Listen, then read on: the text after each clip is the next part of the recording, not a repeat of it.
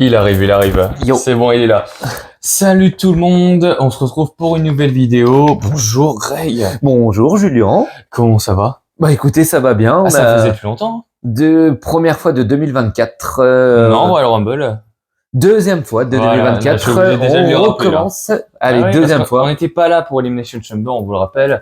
On était en vacances. Mais donc voilà, on est de retour. Et ce coup-ci, y a pas plus grand. Hein. C'est WrestleMania, tout simplement. La nuit 1. On fera également la nuit 2. Là, on vient de regarder la nuit 1 en direct et tout ça. Et on est prêt à vous faire le petit récap. En direct. En direct. Différé. En direct différé. Bon, on a regardé la première partie en direct. Sauf que monsieur était trop fatigué, du coup on a dû partir, on a dû aller se coucher quoi. Hein, c'est l'âge, c'est pas grave, ça arrive. On a regardé la suite ce matin. Mais bon, c'est bon, on est prêt, voilà, on a fait la mise en place, le ring, tout, et on est prêt à vous faire ce petit récap de The Grandest Stage of them all.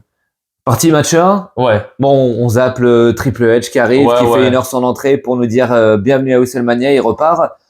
Merci Paul. Voilà, merci Paul Lévesque. Et donc ensuite ça commence, c'est Becky Lynch contre Rhea Ripley pour le titre de championne féminine. Donc c'était un match. Alors au début c'était assez équilibré, je dois bien admettre, mais ensuite il y a une sacrée domination de la championne. Hein, j'ai trouvé en fin de match de Rhea Ripley.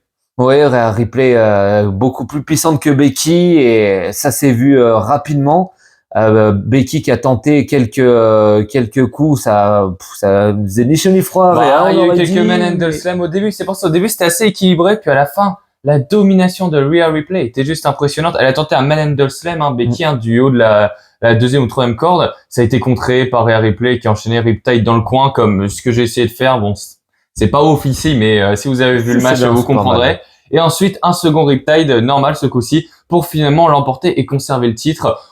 On est content, on aime bien Becky, mais on voulait que Rhea conserve le titre, du coup, on était content honnêtement. Ouais, c'est ça, deux Riptide, 1, 2, 3, Rhea garde le titre. La suite pour Becky, on sait pas trop, hein, par contre, qui est la suite pour Becky, là? Mais c'est bon au moins pour le Judgment Day qui garde une ceinture. Ouais, déjà, on garde au moins celle-là pour l'instant. Ouais, de toute façon, c'est notre prochain match, donc on va enchaîner dessus. Donc, on dit quoi? On dit next? Allez, bravo Rhea. Next. Parce que le second match, ça va moins plaire au Judgment Day, hein. Mais par contre, pas une. On peut spoiler ça. Pas 2, pas 3, pas 4, mais moi, j'étais à 5 étoiles. Ah oui, match de la soirée. Oui, j'avais pas, là, je commençais à me dire, mais qu'est-ce qu'il me raconte, Grégory? Match de la soirée. Mais oui, honnêtement, oui, c'était un match qu'on attendait. Mais pas à ce point-là, franchement, c'était incroyable. Tous les spots. Attends, on n'a toujours pas dit ce que c'était le match, hein, en attendant. Ah oui, c'était je ne saurais pas le dire, six-pack. Six-pack tag team ladder match pour les titres incontestés par équipe du Judgment Day. Sauf que, petite précision, si une équipe décroche par exemple les titres d'Euro, et bien les titres de SmackDown doivent encore être décrochés. Les titres pouvaient être séparés. Est-ce que c'est arrivé? On va vous le raconter tout de suite. Mais donc ça jouait entre Awesome Truth, le Judgment Day, DIY qui sont venus en DX. C'était incroyable, j'ai adoré. Oui, c'est vrai, oui, c'est vrai. Ils ont même fait quelques petits moves façon Shawn Michaels et Triple Music, Pedigree. Sympa. Donc ensuite on a eu New Day, New Cash Republic et A-Town Down Under également. Donc des gros spots à tout va, des moonsaults de tout en haut de l'échelle, un DDT, un Springboard DDT. À travers la table de la part de Johnny Gargano sur Pete Dunne, c'était tout simplement fou. Juste derrière, Tommaso Ciampa qui enchaîne avec un white noise depuis l'échelle sur Tyler Bate. Alors Tyler Bate jusqu'à maintenant, je le trouve un peu comique. Et il a su remonter un peu dans mon estime parce que on a des avis différents sur il Tyler nous a Bate. Montré des trucs c'était aérien, ça volait, il a montré franchement c'était du haut niveau ce qu'il nous a montré le Tyler. Moi j'aime bien Tyler Bate. Lui ce qu'il aime pas c'est tous les petits coups, vous savez où il va choper son pied, mettre des coups de pied en tenant son pied. Voilà, il trouve que c'est un peu trop comique. Moi j'aime bien Tyler Bate et franchement ce match de tout le monde a été au niveau, hein. Donc et ensuite c'est A-Town Down Under, donc l'équipe de Grayson Waller et Dustin Theory qui vont finalement remporter, qui vont décrocher les titres par équipe de SmackDown. Ça franchement j'étais choqué, je m'y attendais absolument pas. C'était un petit choc quand même, hein. Ouais. Pourquoi pas, hein, mais je les aime bien, mais je m'y attendais vraiment pas à ça. On n'aurait pas mis une petite piécette sur en tout cas. Mais le match continue, donc on l'a dit, les titres par équipe d'Euro sont encore suspendus au-dessus du ring. Et donc ensuite, JD McDonough va tenter de sauver le Judgment Day parce que Judgment Day va être bien en dessous quand même par rapport aux autres. On les a pas trop vus, Finn et Damien. Twist, ouais, et il va se balancer du haut de l'échelle à travers deux tables à l'extérieur. honnêtement, Gros JD spot, McDonough ouais. était plus présent que les champions en titre, quoi. Et ça, gros c'est spot de JD Bah oui. de McDonough qui, il était à au moins 5-6 mètres et qui va s'éclater sur les tables. Ouais, franchement, il a pris cher. Ouais. Et au final, qui remporte ce match? Grosse surprise encore une fois. Non, mais moi, lui, il s'y attendait pas. Mais moi, Non. j'étais content. Moi, j'étais vraiment pour eux. C'est Awesome Truth de Miz et R-Truth qui ont remporté titre par équipe d'Euro. J'étais content. Il a mis 3 heures à monter tout en haut de l'échelle. R-Truth, il m'a bien fait peur. Je me suis dit, oula, qu'est-ce qui se passe? On peut, ouais, enfin moi je suis content, mais juste la parenthèse R-Truth qui tente le tag, on l'a oublié ça. Ah oui, exactement. Qui tente aussi une alliance avec DIY pour chacun sa ceinture, chacun son titre. Bon, ça a pas marché. Ouais. Non, mais R-Truth qui fait énorme. pour John Cena également. R-Truth. Il nous a régalé durant le match. Enfin, tout, il y avait Ouais, tout. voilà, et The Miz qui a dû lui rappeler, mais on n'est pas dans un tag team match là. Là, faut monter en haut de l'échelle. Enfin, on l'adore, R-Truth. Ils ont remporté titre par équipe d'Euro, peut-être les derniers titres pour ces deux-là. Mais en tout cas, moi, je les adore et j'étais vraiment content. Content également pour Austin Theory et Waller. Hâte de voir ce que ça va donner, tout ce changement de titre. Que En tout moi, cas, là, j'espère ça a depuis un moment. rabattu les cartes des titres de champion. Ah parce ouais, que moi, c'est ce que je voulais. Je voulais qu'on sépare. on s'est dit au moins Finn et Damien allaient repartir au moins un titre. Et non, ils ont tout perdu. Ils repartent à zéro. Donc c'est pour ça le Judgment Day. Heureusement que Rhea est bonne et encore mauvaise là. soirée. Ouais, heureusement que Rhea est présente. Parce que ensuite le prochain match n'est pas très bon non plus pour le Judgment Day une fois de plus. On next le match de la soirée pour moi, Ouais, pour Bibi. Ouais, et ouais, si, en vrai, moi, c'était le match qui m'a le plus fait vibrer. En plus, on était en direct et tout ça, on n'était pas encore crevés, on était à fond, là, c'était cool. Énorme. À revoir. Allez, next. Ensuite, on a encore un match par équipe, mais ce coup-ci, 2 contre 2 tag team match. On a donc Rey Mysterio. Oh, double rate. Ouais. En équipe avec Andrade. Donc, contre Dominic Mysterio et Santos Escobar. Oh, quel accent, latino. On était en lucha libre style. Je continue sur l'accent, je continue. Totalement. Totalement. Ça c'est du non LV2 espagnol, ça c'est en Du négatif. Du tout. Et donc j'ai beaucoup apprécié parce que moi j'aime beaucoup tout ce qui est un peu lucha libre, la haute voltige, voilà. Et ils nous ont régalé avec ça, une sorte de alors Rey Mysterio qui est positionné sur les épaules d'Andrade et en electric chair et ça part en double crossbody avec Sarah du ring sur Santos et Dominique. Des spots de zinzin honnêtement. Et au final c'est Rey Mysterio et Andrade qui vont repartir avec la victoire. Une intervention également pour empêcher les dom-dom de tricher avec une chaise des joueurs des Philadelphia Eagles, l'équipe de NFL donc de Philadelphie. Travis Kelce si je me souviens bien, l'autre j'ai pas du tout retenu et on connaît pas trop les joueurs de football américains. Moi, ça, Tom Brady. Voilà, Tom Brady, Patrick Mahomes, et c'est tout. Voilà, 2, c'est déjà bien. Et Pat McAfee. Ah, Pat McAfee. Oui, c'est vrai, Pat McAfee. Ancien joueur NFL. Ouais, voilà. On peut le compter. Et ouais, intervention. Ouais, pour aider Ray et Andrade à s'en sortir. Des gros spots de tout le monde, hein. Même les managers, que ce soit du côté de la LWO, de Legado del Fantasma, tout le monde a eu le droit à son spot. Les filles aussi, c'était assez cool. Tout le monde a eu son WrestleMania moment, comme on aime appeler ça. Et c'était cool. J'ai bien aimé Lucha Libre Style. Et victoire. Je l'ai dit 3 fois au moins, Rey Mysterio Andrade. Voilà, faut une parenthèse. Rey Mysterio et Andrade. Et sur ce? Déjà? Bah ouais, on a tout dit un peu, non? Next. Ensuite, je vais se faire là.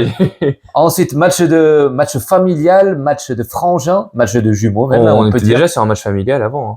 C'est vrai, il y avait du dom-dom et du Rey. Mais là, c'est les frangins, c'est les jumeaux. Alors, on les a sorti nos promos. J'ai adoré la promo. Une longue promo, belle, émouvante, la larme à l'œil. Voilà, le match. On descend. Alors, c'est pas qu'il était mauvais, c'est qu'il était très très court. Franchement, je me suis dit déjà quoi. C'était un concours de super kick entre Jim et Jay. Bah quand on joue à 2K24, il y a les étoiles pour variété de mouvement. Et ben là, il y aurait une étoile parce que c'était super kick pendant 10 minutes. Quelle référence.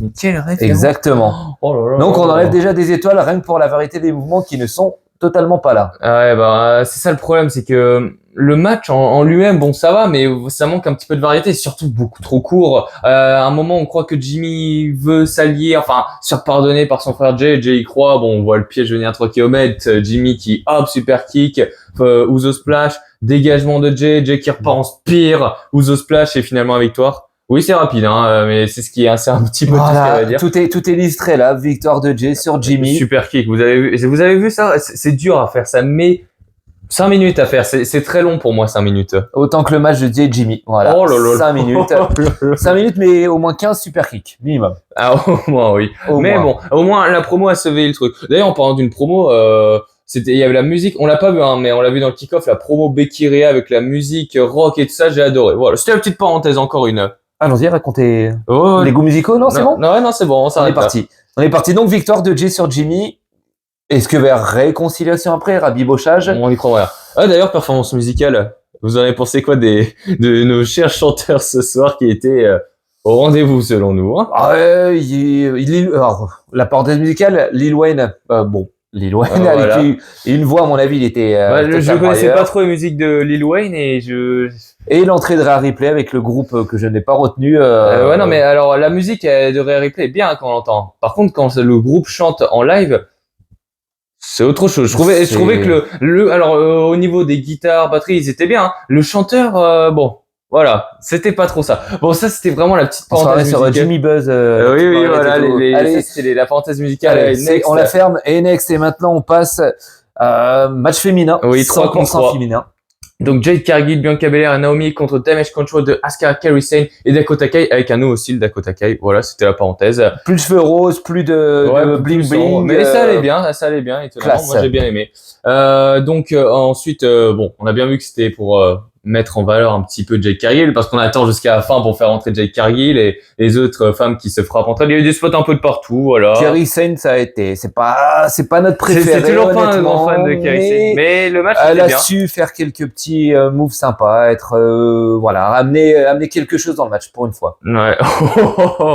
Oh, il balance, hein, il est piquant ce soir. Hein. Ouais, mais elle a le charisme d'un sushi à 1 euro, donc autant dire que c'est pas terrible. Mais là, ce soir, elle a su un peu montrer ce qu'elle savait faire. Ne me tenez pas responsable de ses propos. Hein. Le charisme d'un sushi, j'ai jamais entendu ça. Je veux pas être associé à ça. Hein, mais bref, bon, Asuka fait du Asuka, ouais, elle court partout, c'était voilà, elle fait du voilà, Asuka. voilà. Dakota, 3e match depuis son retour, donc elle avait besoin de montrer ce qu'elle avait encore dans. C'était bien. Non, mais après, tout le monde a fait un bon match, hein, globalement. Jay Cargill est juste rentré un peu tard, mais on a compris vraiment l'idée de la faire rentrer tout à la fin. Bon, bah, domination, Jay Cargill qui achève tout le monde à la fin, qui termine une prise de finition sur Dakota.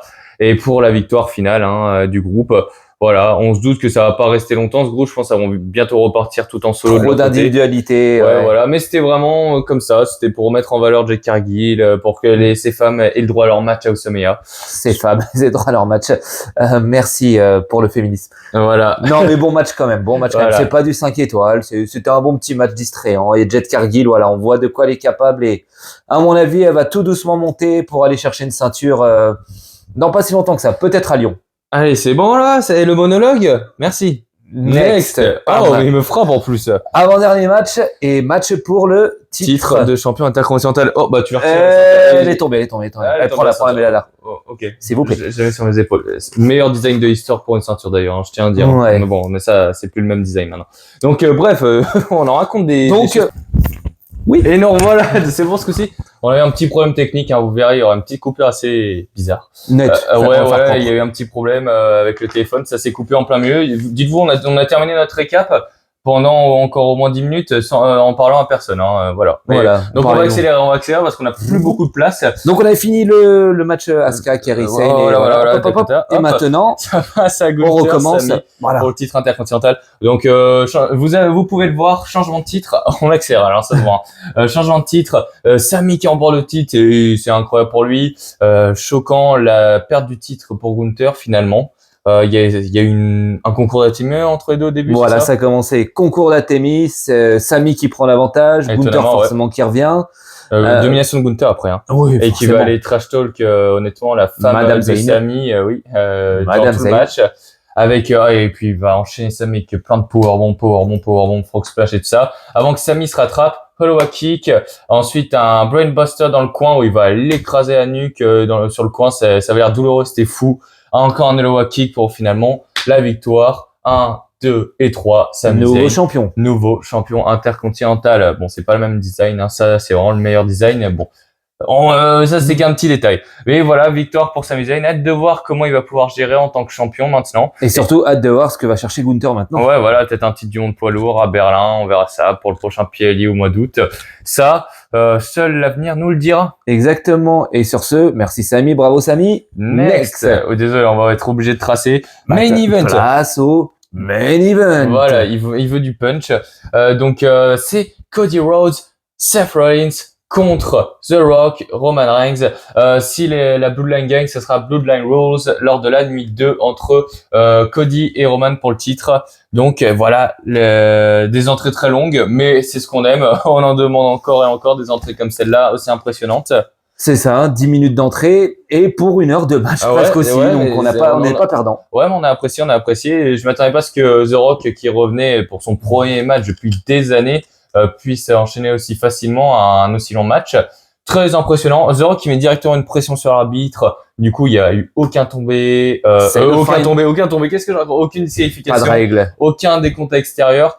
Ils sont allés se battre sur stage, au niveau des fans, dans la foule, c'était assez fou. Ils se sont frappés avec des poubelles, de tout. Des armes dans tous les sens, il y a eu plus d'arbitrage, il y avait plus rien. C'est le final boss en a décidé ainsi, et donc ça s'est passé comme ça. Ensuite, ils sont revenus sur le ring. Bon, l'ordre, on y a cru qu'il allait revenir, pas du tout. Hein. Il y a une énorme hit de Rock et Roman qui sont acharnés sur la pauvre jambe du pauvre Seth, qui a pas pu faire le tag pendant au moins 10 minutes à Cody. Au final, ils arrivent à revenir les deux, ils enchaînent bien, ils neutralisent un peu Rock et Roman.